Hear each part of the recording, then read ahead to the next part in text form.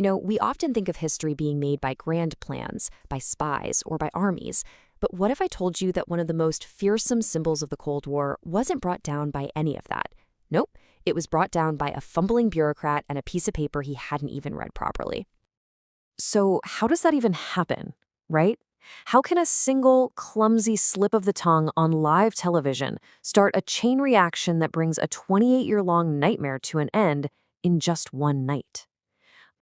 Let's go there. Picture it. It's a pretty miserable gray evening in East Berlin. The air's all damp and chilly, but inside some bland government building, history is about to get a massive shove, completely by accident. So we're inside what has to be the most mind-numbingly dull press conference imaginable. The guy running the show is a 60-year-old party official named Günter Schabowski. He looks tired, he's been droning on for nearly an hour, and he has absolutely no idea he's about to become maybe the most famous person in Germany. And the scene is just so ordinary. You can almost feel it, right?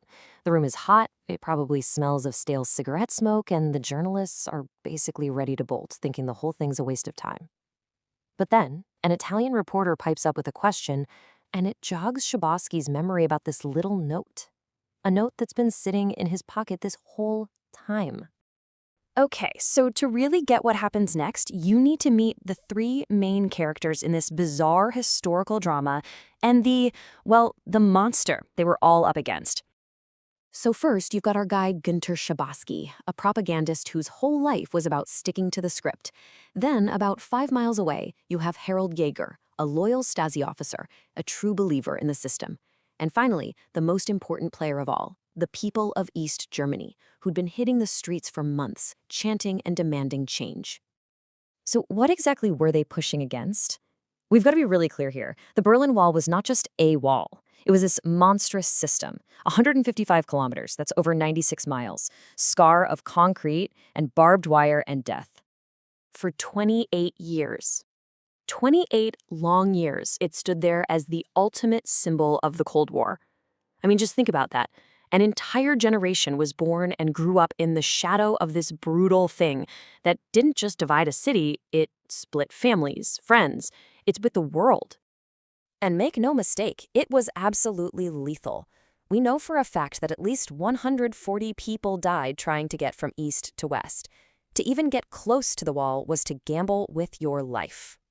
Because if you somehow made it past that first inner fence, you found yourself in the death strip. And it was a genuine hellscape. I'm talking soft sand to show your footprints, beds of nails, tripwires, and hundreds of guard towers filled with guys who had orders to shoot and kill. That was the reality. So how on earth does a fortress like that just fall by accident?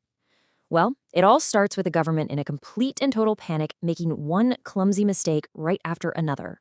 Okay, so the East German regime was desperate. Their citizens were flooding out of the country. Protests were getting bigger and bigger. They tried to pass a new travel law, but everyone hated it. So on November 9th, they quickly scribbled down a temporary decree to try and calm things down. But, and this is the fatal flaw, they forgot to tell Schabowski that it wasn't supposed to be announced until 4 a.m. the next day. So back in that stuffy press room, a reporter yells out the question that changes everything. When does this take effect?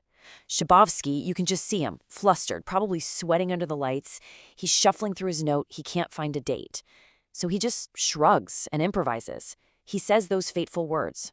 As far as I know, immediately, without delay. Schabowski lit the match, but it was the media that poured gasoline all over it. I mean, within minutes, news agencies are flashing the headline around the world. And then, by 8 p.m., West German TV, which, by the way, everyone in East Berlin was watching, makes this stunning announcement. The gates of the wall are wide open. Now, that wasn't true. At least, not yet. And this media firestorm drops the whole situation, the entire story, right into the lap of one man, Harold Jaeger. He's the Stasi officer in charge at the Bornholmer Street border crossing, and he's about to be totally abandoned by his commanders and forced to make an impossible choice. I mean, can you just imagine this for a second? Jaeger is sitting in his break room, just eating a sandwich, when he sees the news anchor on TV announce that his own border gate is wide open. He knows it's not. He's gotten 0 orders. The script says he almost choked, and I absolutely believe it.